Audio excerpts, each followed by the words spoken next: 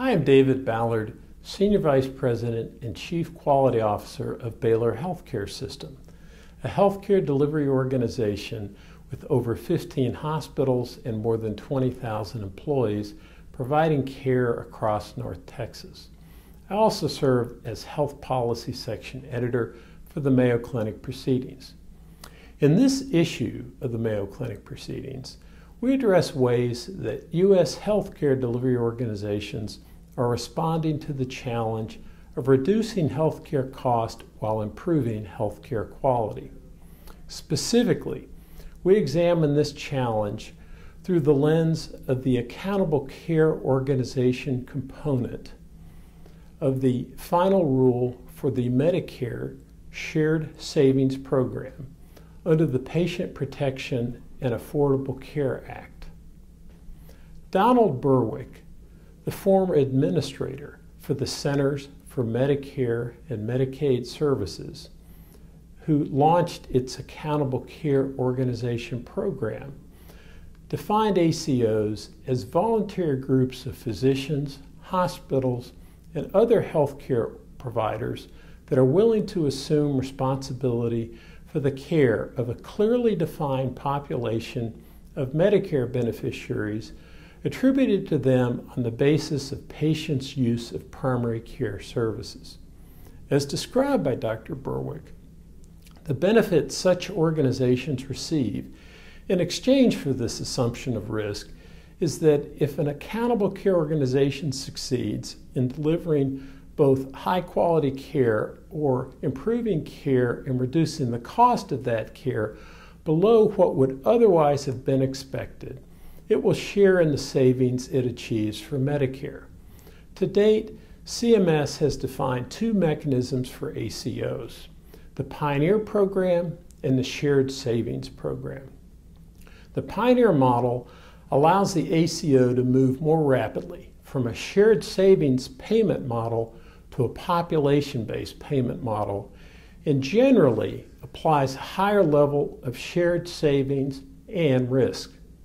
Currently, there are 32 Pioneer ACOs, 27 Shared Savings ACOs initiated in early 2012, and an additional 89 Shared Savings ACOs just announced by CMS in July 2012. To shed more light on how healthcare delivery organizations have evaluated these ACO opportunities and have either engaged them or sought alternatives, I have interviewed several regional healthcare system leaders representing the three categories of response: adoption of the Pioneer ACO model, adoption of the Shared Savings model, and adoption of neither model. I would like to introduce Dr. Carl Couch, President of the Baylor Quality Alliance. The Baylor Quality Alliance is developing a clinically integrated network of physicians, other clinicians, and hospitals whose mission is to improve quality and reduce cost of care for patients whom they serve.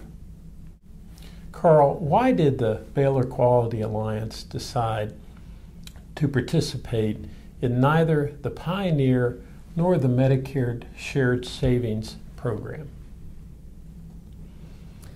Well, David, the Baylor Quality Alliance believes that the Centers for Medicare and Medicaid Services Pioneer model is really not appropriate for us. Our organization has limited prior experience in the managing of financial risk, and for that reason felt that our organization would not participate in the Pioneer model. We're still building on that experience. We're building our systems and our technology that's going to be necessary in order to care for population and do population management. To be successful under the Pioneer model, we thought that the requirements would require more maturity than we had and experience than we had. Now, Baylor Quality Alliance initially filed an application to register for Medicare Shared Savings ACO. But then we learned that what Medicare was going to require was that the patient attribution would occur via the tax identification number of the patients that we would take care of, the tax identification number of the physicians for the patients that we're going to take care of. Many of our physicians practice in groups And those groups include physicians who don't practice within the Baylor healthcare system. So the entire group, though, shares a single tax ID number. Therefore, attribution by tax ID number would capture all of that group's patients, which was really not satisfactory since some of them were not Baylor-related patients. We appealed to CMS about this, and their policy does not allow patient attribution to use the National Provider Identification Number, which would have worked for us, since they believe that this would hamper the flexibility for providers to participate in multiple accountable care organizations. And this hurdle just seemed to be insurmountable to us, and for Baylor Quality Alliance to participate, we found this to be extremely difficult. So we had to suspend our application to CMS to become a Medicare Shared Savings ACO. So, Carl, given that the Baylor Quality Alliance, like most healthcare organizations across the United States, has decided to not participate initially in either the Pioneer nor the first or second cycle Share Savings ACO programs. Tell us a bit about your ACO structure and your initial plans to provide care for a given population with financial and quality performance accountability. I'm glad to, David. We actually anticipate that our first contract is going to be between Baylor Quality Alliance and the Baylor healthcare system workforce. The employee benefit plan of Baylor will constitute about 34,000 employees and dependents. And starting in January 13, that will be our first contract. We're also engaged in discussions with Medicare Advantage plans and several other commercial plans as well. We're looking primarily at shared savings opportunities in order to fund patient-centered medical homes and to fund the care coordination aspects of care that are necessary to take care of those patients. So, Carl, specifically, what will you do through your ACO to improve quality and reduce cost of health care? That's a great question because it's very fundamental. As part of our clinical integration network strategy, Baylor Quality Alliance feels strongly that accountability for quality and for cost of care and for access to care are core requirements for membership in our organization. Our members have to pay an initial fee. They have to submit quality and cost data. They need to acquire an electronic health record and connect it via Health Information Exchange. And we require them to log on to a secure website at least monthly, 8 out of every 12 months, in order to view their performance data. In addition to that, they are agreeing to integrate clinical care. And that means primary care and specialist care being connected to jointly treat patients and to agree with evidence-based care paths that both primary care and specialists are creating together collaboratively, and to use those care paths for the patients that we take care of. Baylor Quality Alliance leaders also believe that it's essential that every single patient that we treat have a patient-centered medical home, so we're pursuing that strategy actively. We have over 300 primary care physicians now who have attained NCQA Level 3 patient-centered medical home status, and we think that's going to be a very important asset as we try to take care of those populations and reduce cost and improve quality. A significant challenge exists in creating coalitions like Baylor Quality Alliance, and that is finding a feasible means to share and report the necessary clinical and financial performance data. And while Baylor Healthcare System Employed Physician Group has a single electronic health record, many of the physicians that we have who are independent physicians are not on that same electronic health record but are on different systems. As a result of that, we're linking all of our participating physicians together via a health information exchange tool, which will at least allow us to see the fundamental clinical information for every patient as we treat them. Now, our performance management within BQA will depend very much, as all accountable care organizations should be, on good data that's fed back to the providers and to be able to look at their comparative data, identify gaps in care, look at unexplained variation, and be able to identify substandard performance of any of our members. In order to complement this feedback in truly achieving high quality and cost-effective care, we're developing a performance improvement and coaching program that we feel will be helpful to help physicians and others who have substandard performance to reach their target levels. As we envision this, Baylor Quality Alliance physician leaders strongly believe that we're truly reorganizing the way that we're going to deliver care to the patients that we serve.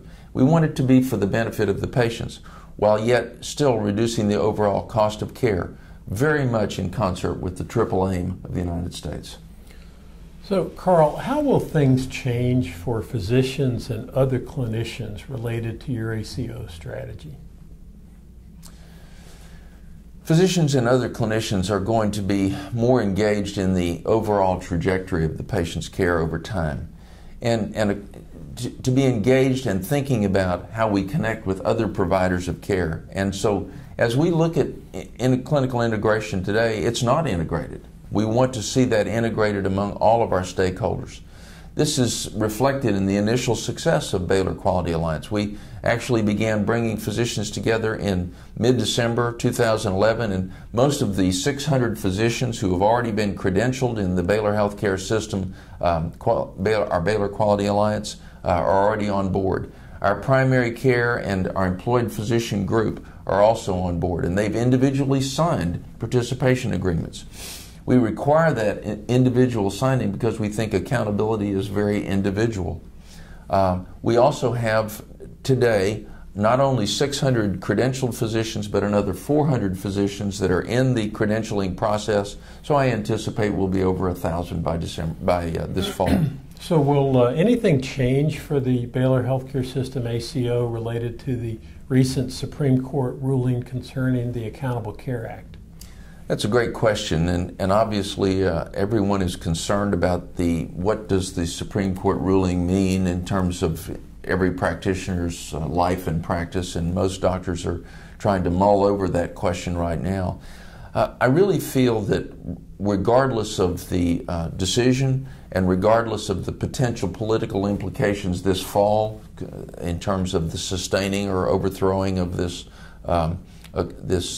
act, I think the problems remain. The fundamental problems are that health care still costs too much and the trajectory of the financial increase is unsustainable. And we still have serious quality problems that can be addressed, and they can be best addressed by physicians and hospitals committing themselves in an accountable way to improve those.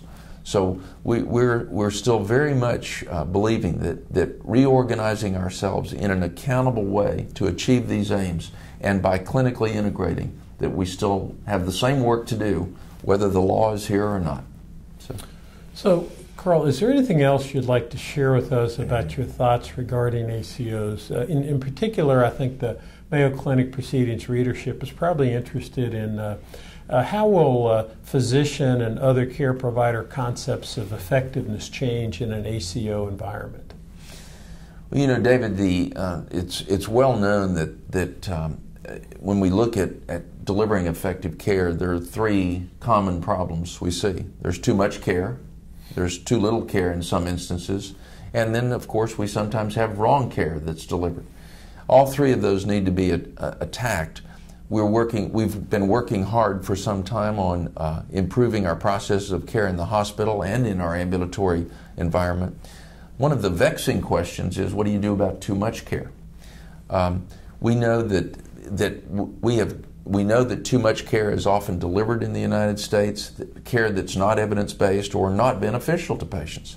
So clearly, as we move along, critical discussions are going to happen between those who understand the evidence and who are committed to doing things in an evidence-based way, and those who are promoting delivering care that's not evidence-based. And we know that we've got to have those discussions. We've got to reach correct decisions for the benefit of the patient, and at the same time to deliver care that we know is beneficial and avoid that's not. Carl, I'd like to thank you for sharing your time and insights with us regarding the Baylor Quality Alliance. We look forward to the implementation. Thank you. Thank you, David.